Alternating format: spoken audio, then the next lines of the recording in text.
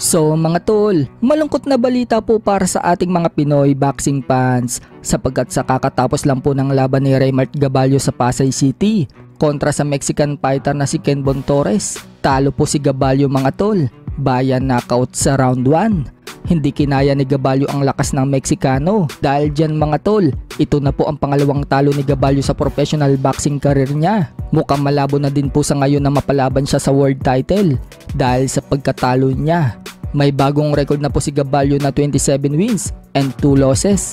Umabante naman ang record ng kalaban sa 14 wins and 5 losses.